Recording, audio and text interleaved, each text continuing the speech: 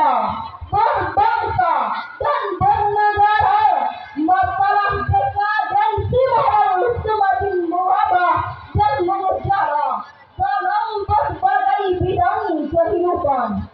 Kita perhatikan dalam bidang sosial, perjudian, perzinaan, mabuk-mabukan, pencurian, bahkan pembunuhan semakin merajalela.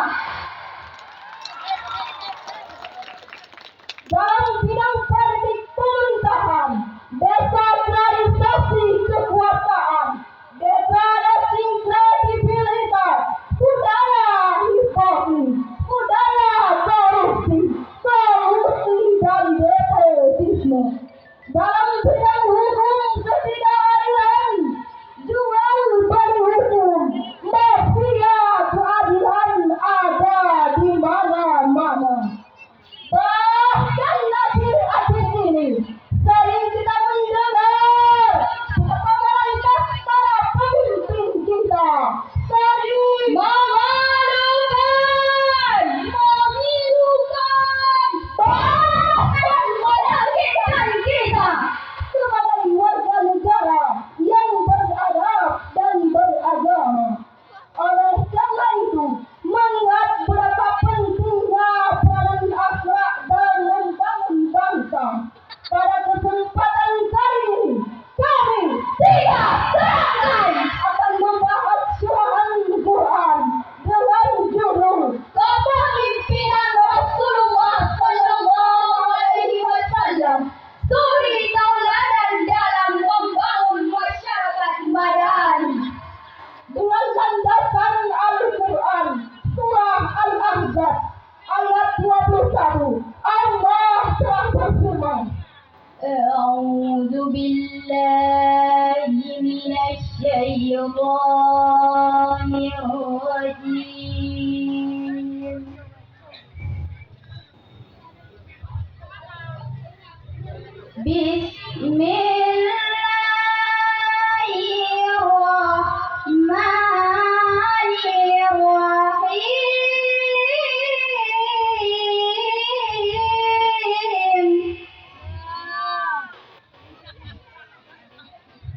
Laqad kana lakum fi rasulillahi uswatun hasanah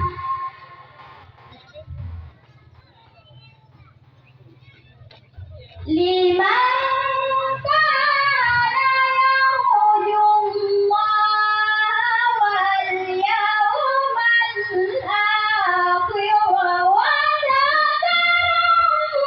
dzakarallaha katsira. Aku berlindung kepada Allah dari godaan syaitan yang terkutuk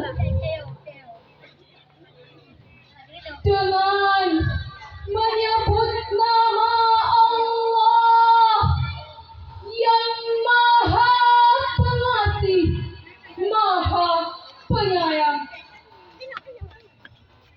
Sesungguhnya telah ada pada diri Rasulullah itu suri tauladan yang baik bagimu, yaitu bagi orang yang mengharap rahmat Allah dan kedatangan hari kiamat, dan dia banyak menyebut Allah. Dewan Hakim, hadirin rahimakumullah, dalam ilmu balaghah ayat tadi termasuk dalam kalam sabari naw'un kari, yang maksudnya ayat tadi menginformasikan sekaligus menegaskan kepada kita sungguh-sungguh pada diri Rasulullah itu terdapat uswatun hasanah bagi kita. Hadirin rahimah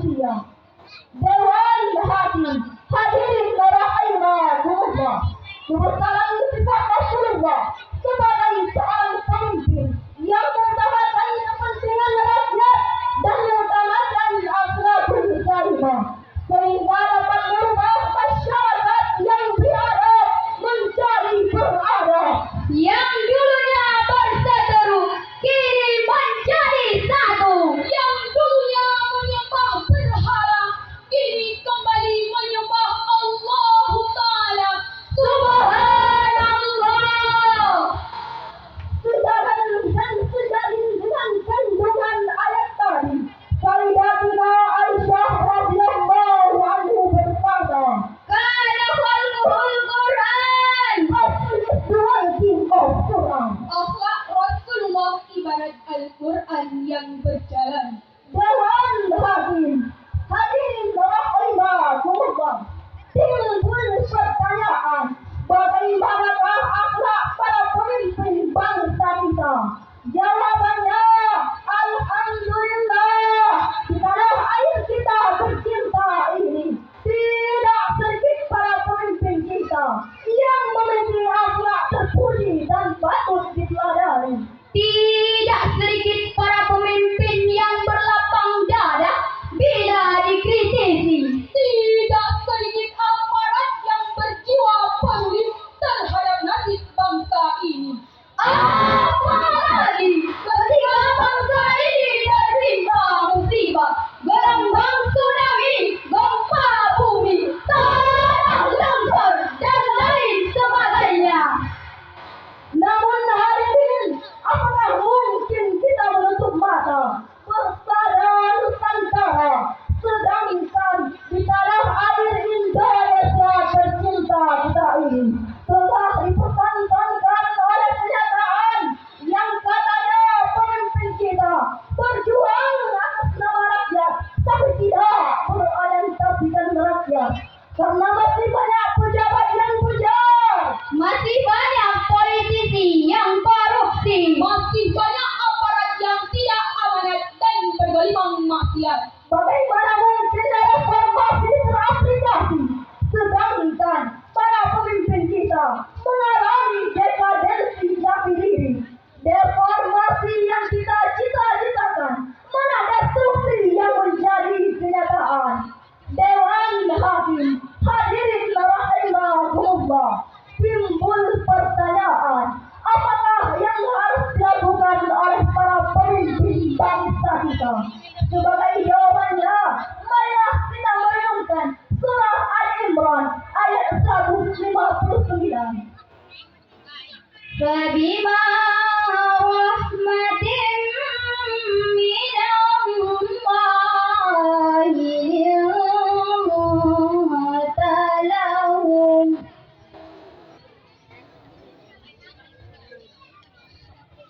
walau kunta fadlan ghalidhal qalbi lanfaddu min hawlik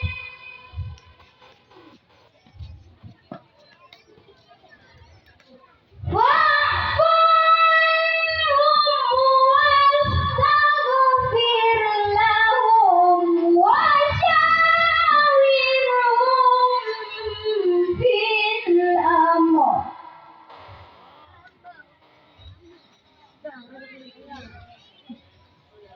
وَإِذَا عَزَمْتَ فَتَوَكَّلْ عَلَى اللَّهِ إِنَّ اللَّهَ يُحِبُّ الْمُتَوَكِّلِينَ. Shadaqallahul azim.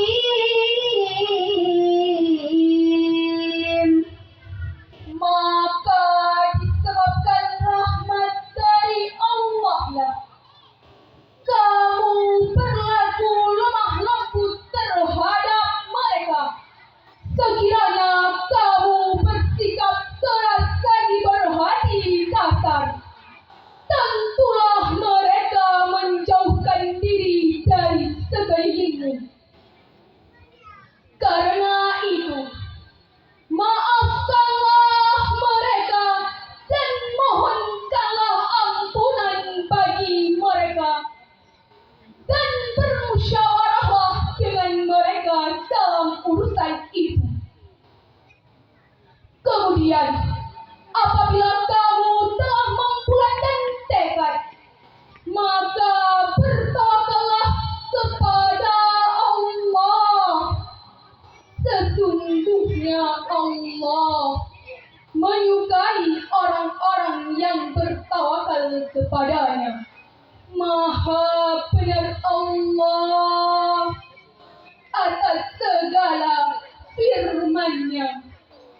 Dewan Hakim dengan cinta kejujurannya yang kami muliakan. Sahabat Syarihul Quran yang kami banggakan, Profesor Dr. Fuad Syihab dalam tafsir Al-Misbahnya menjelaskan, ayat tadi mengandung 3 cara Rasul dalam berdakwah yang berisi pesan moral bagi pemimpin bangsa kita. Yang pertama, Rasul senantiasa bersikap lemah lembut baik kepada kawan maupun lawan. Yang kedua, Rasul senantiasa bersikap lapang dada, mudah memaafkan dan memberikan ampunan setiap kesalahan. Yang ketiga, Rasul senantiasa mentradisikan kehidupan bermusyawarah dalam mengambil keputusan. Itulah hadirin cara dan strategi Rasulullah dalam berdakwah yang berhasil memimpin bangsa dengan berlandaskan akhlakil karimah, moral dan etika. Dewan Hakim, hadirin rahimakumullah, Islam terus berkembang pesat di berbagai belahan dunia. Kita perhatikan di Vietnam, walaupun Islam di bawah pengawasan yurisdiksi Buddhisme. Di Thailand, walaupun Islam di bawah pengawasan Arroyo dan seterusnya, tetapi Islam terus berkembang pesat, berkembang dengan luar biasa di berbagai belahan dunia.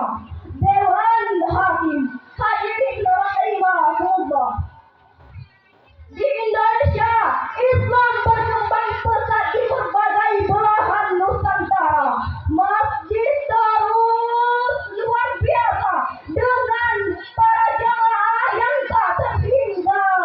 Dewan Hakim, hadirin rahimakumullah, kebesaran sifat Rasulullah sebagai seorang pemimpin yang mengutamakan kepentingan rakyat dan mengutamakan akhlakul karimah sehingga dapat merubah masyarakat yang biadab menjadi beradab, yang dulunya berseteru kini menjadi satu.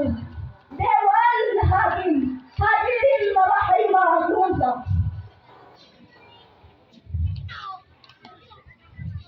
dalam kehidupan kita berbangsa dan juga bernegara, masalah ini sangatlah luar biasa hadirin. Demikian dalam kehidupan kita, dalam curahan kami pada malam yang berbahagia ini, dapat kita simpulkan dalam membangun sebuah bangsa diperlukan seorang pemimpin yang memiliki akhlak terpuji dan patut diteladani. Dengan demikian, uraian kami tutup dengan salam suka anu nando bumang jaro juare hingga hanya aku yang dapat mampu sampo lebihkan kurun kabarake maadesha unsur maqala wala tamdur maqala usikum wa nafsi bitaqwallah. Assalamualaikum warahmatullahi wabarakatuh.